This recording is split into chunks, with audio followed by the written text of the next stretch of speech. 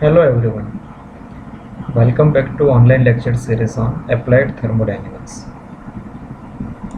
We are continuing with our topic of fundamentals of compressible flow, and our we will continue. We will revise this topic first, that is propagation of pressure wave in compressible fluid, in which we have completed till subsonic flow and sonic flow. So here the propagation of pressure wave depends upon the Mach number, that is whether its value is less than 1, equal to 1 or greater than 1. So here in first case where Mach number is less than 1, the velocity of projectile is less than the speed of sound or the velocity of pressure wave. So we can observe the range of disturbance in this way. We have also discussed the similar kind of stuff for sonic flow, in which Mach number is unity. So the projectile as well as the disturbance both travel with the same speed. Now let's discuss with our next topic, that is the propagation of pressure wave in sonic flow. So let's first copy this into our virtual board.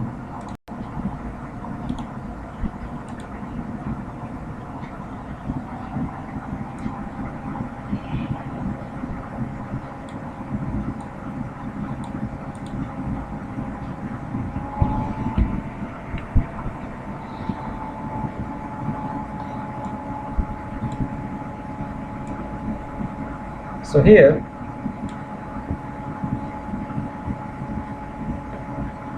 in case of supersonic flow, the Mach number will be greater than 1. So for today's case we have taken the value of Mach number is 2. That is, the ratio of V and C is 2. We have assumed the velocity of projectile is 1 unit. So based on the value of Mach number, the value of C, that is the velocity of pressure wave or disturbance, will be 0.5 units. So let's focus on this here.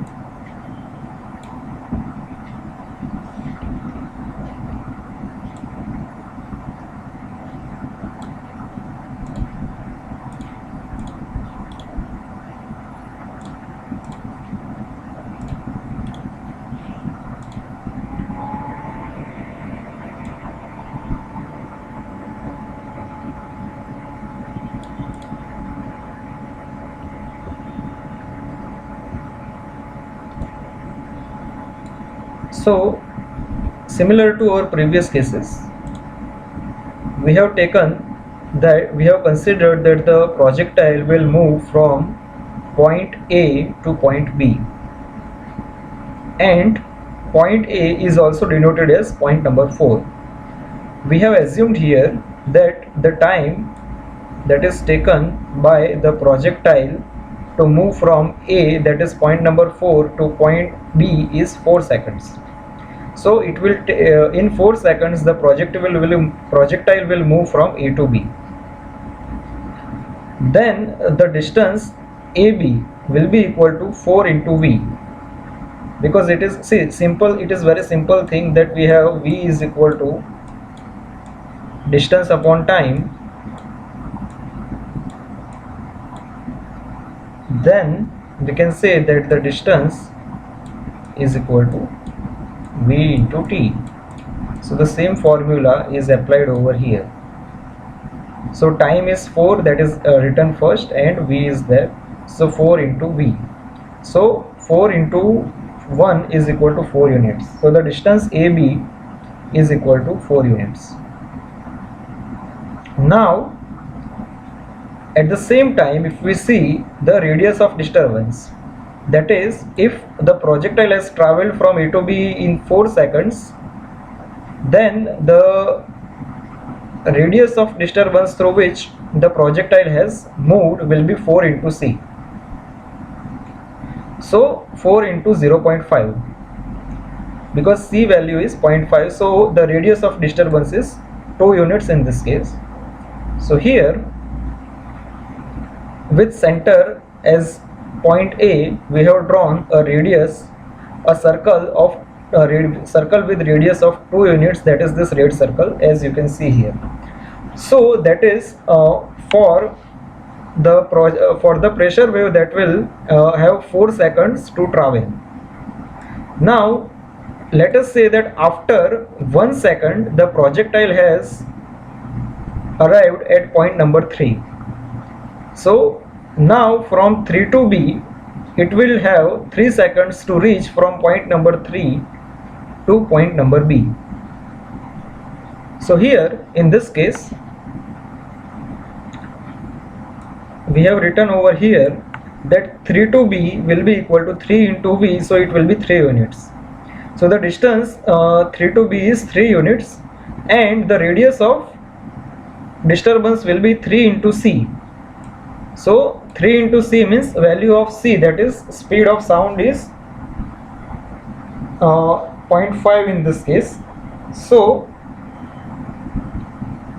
here the radius of disturbance at location 3 will be 1.5 units. So this will be 1.5 units here. So this is the circle of disturbance at location 3. Similarly, what we can do is from 2 to B it will be 2 units. From 2 to B it will be 2 units based on this formula, and the radius of disturbance will be 1 unit because 2, this is based on 2 into 0.5.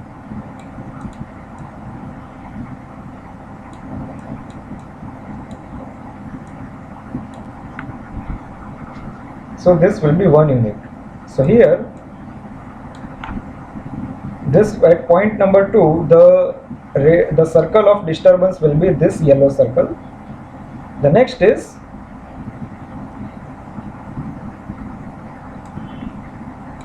one to B, that is 1 unit distance, and here the radius of disturbance will be 0.5 units, so it will give us this circle, that is green circle over here. So now we have got different circles at different locations for the range of movement of pressure waves when Mach number is greater than 1. So when we draw a tangent through all these circles on both the sides, they will coincide at point number B, that is the final location of projectile. So in that case we are getting this cone, which is known as, this cone is known as, let me write down over here, that is known as Mach cone.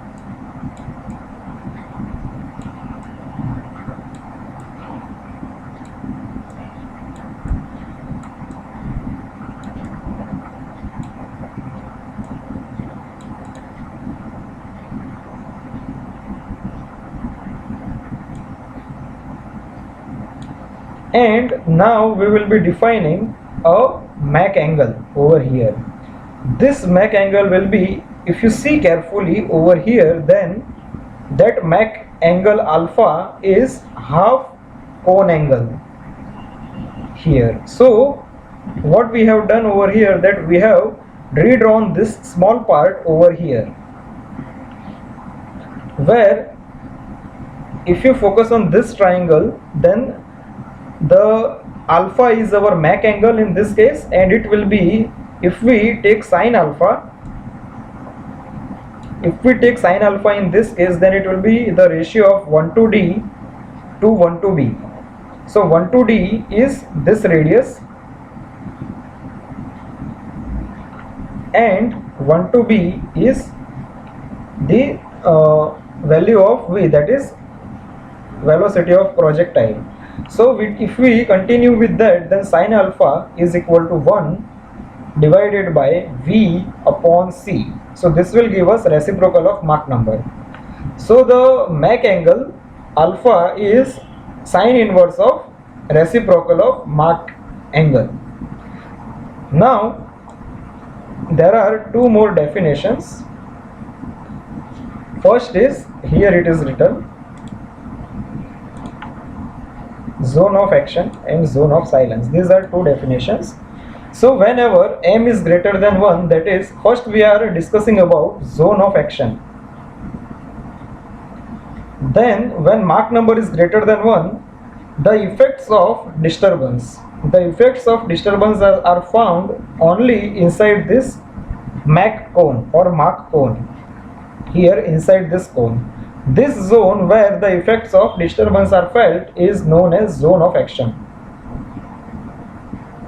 And the next is zone of silence. So again, that is exactly opposite to zone of action. So whenever Mach number is greater than 1, the effect of disturbance is only observed in the region outside this Mach cone, that is over here. In this region only we don't get any form of disturbance effect. That is known as zone of silence, that is outside this Mach cone. So this is all about the propagation of pressure wave in supersonic flow, that is in case of Mach number greater than 1. Now we will move forward with our next topic.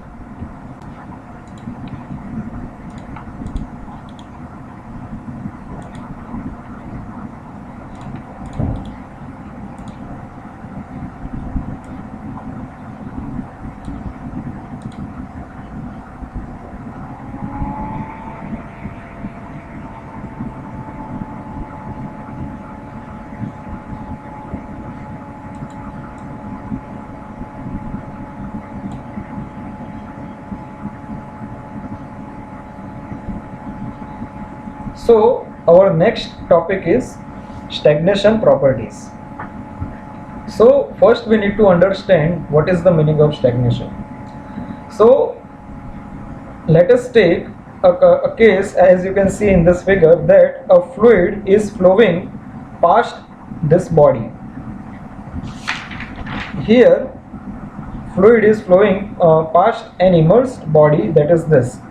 So whenever in this case we will find a point where the resultant velocity of fluid becomes 0.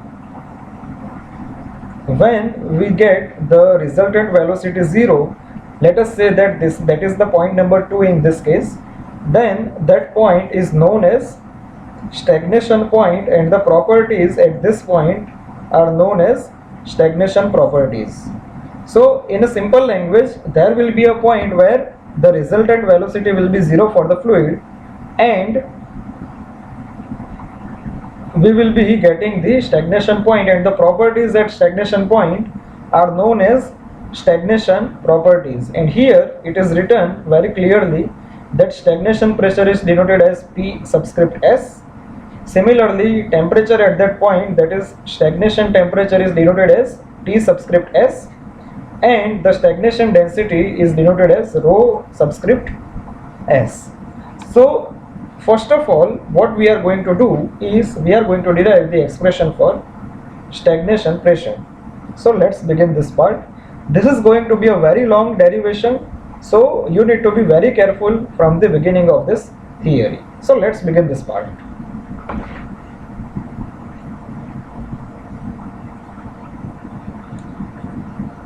Okay, so we will continue from the top. Okay.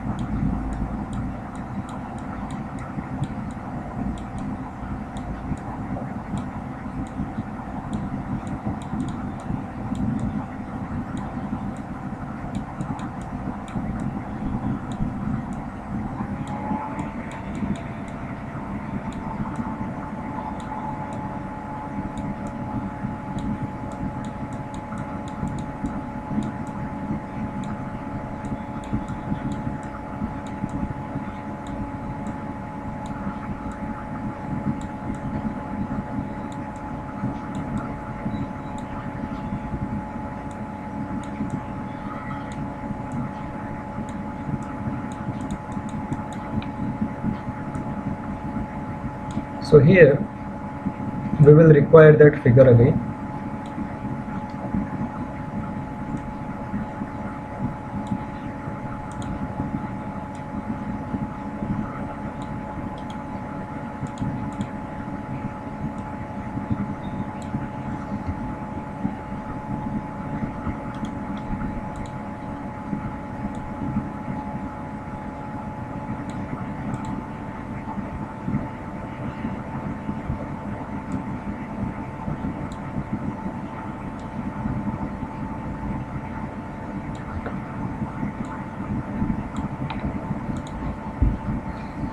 So here, as you can see, that this is the body here, and a fluid streams are shown in this way, which are flowing past this body.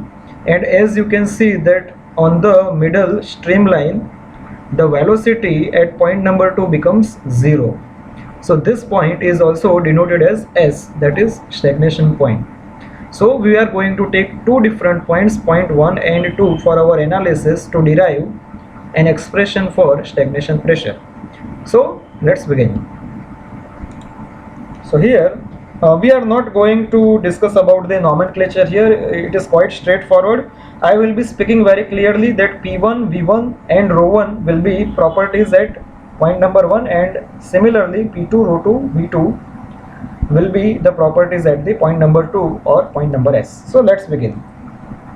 So we will be applying the Bernoulli's equation here, and one more condition or assumption which is here is that we will be assuming this entire process to be an frictionless adiabatic. So we will be applying the Bernoulli's equation for adiabatic process in this case. So let's begin. So we will be applying it at point number 1 and point number 2.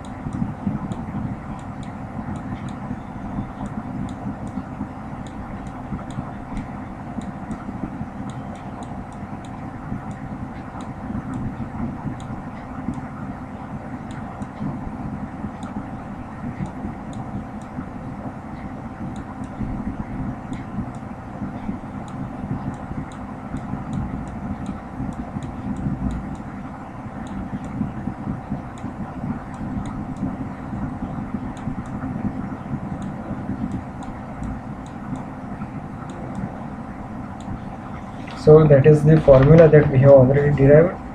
Here Z1 will be equal to Z2 in this case. So what we can do is we can copy this.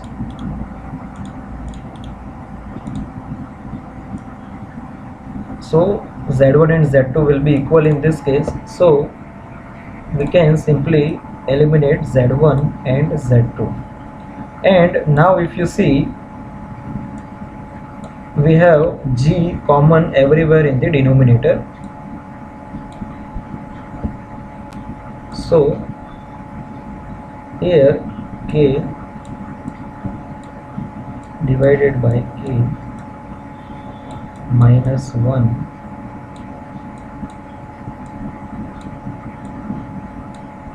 P1 upon ρ1 G. Okay, we are going to eliminate G everywhere. So here plus V1 square upon 2 is equal to K upon K minus 1 P2 upon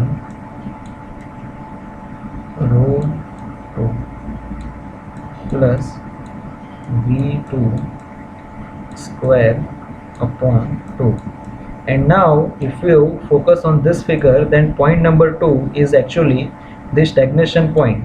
So at stagnation point, what we can say is P2 is equal to PS and V2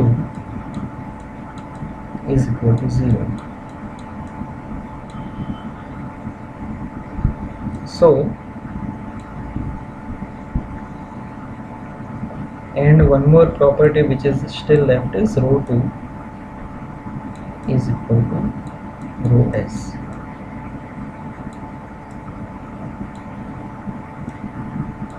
So here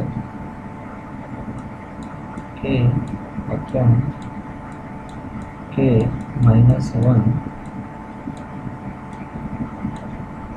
p1 upon rho 1 plus v1 square upon 2 is equal to k upon k minus 1 to ps upon rho s plus, okay, this part will be 0 in this case. So now k upon k minus 1, let's take this common.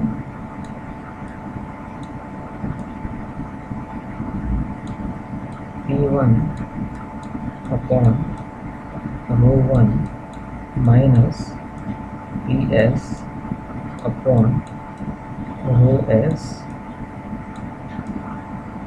is equal to minus v1 square upon 2. So here we can take p1 upon rho 1 common.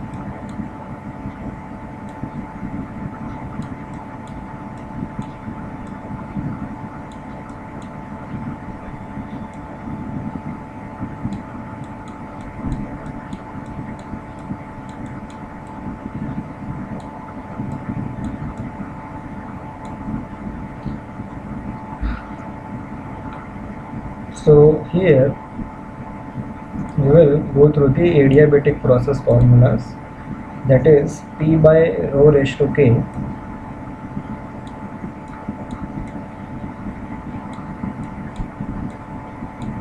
is equal to constant.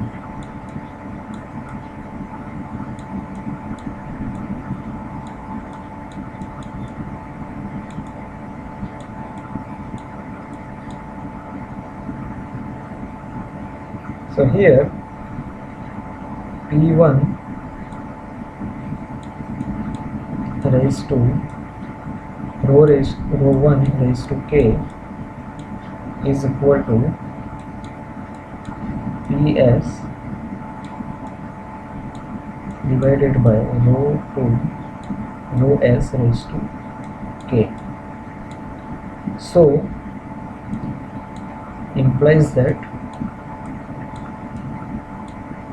P1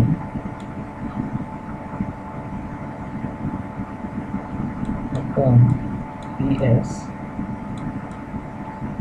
is equal to rho 1 upon rho s raised to K.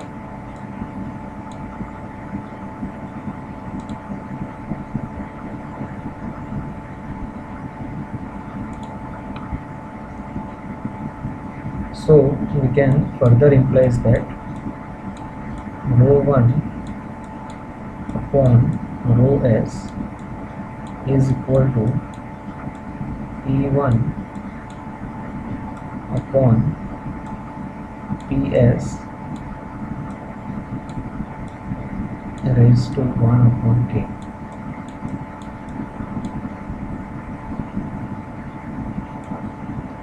So here we can put rho 1 upon rho s as this. So now we will be continuing with this k upon k minus 1 P1 upon rho 1 bracket 1 minus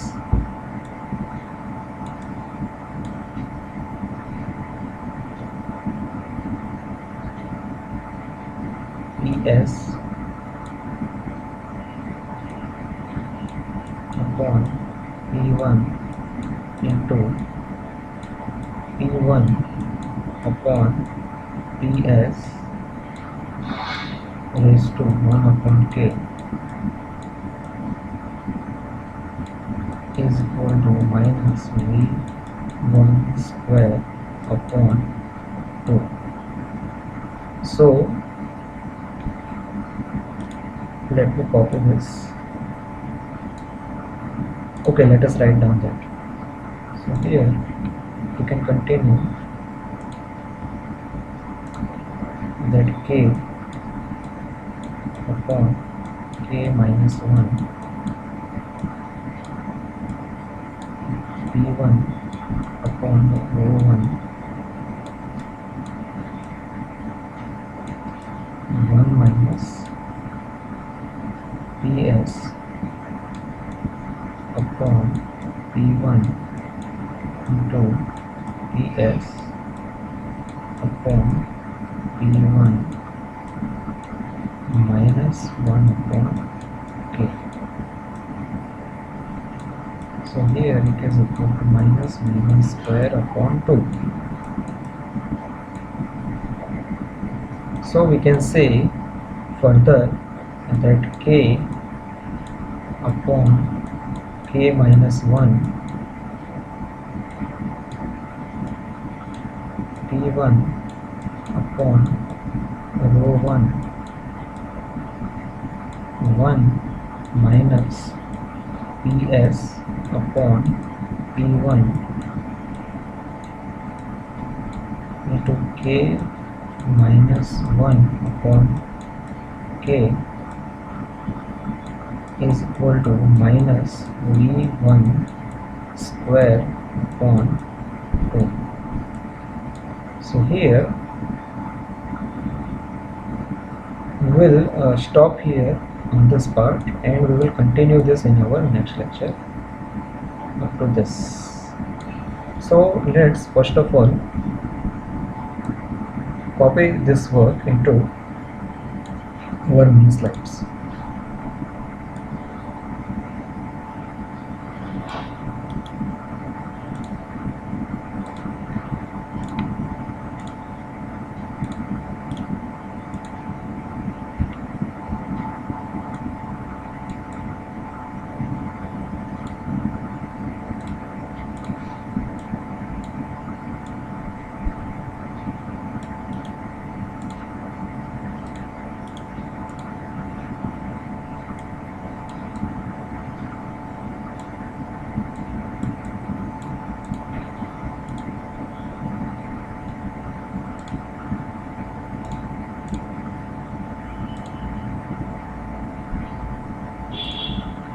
So we will stop here for today. Thank you for watching this video.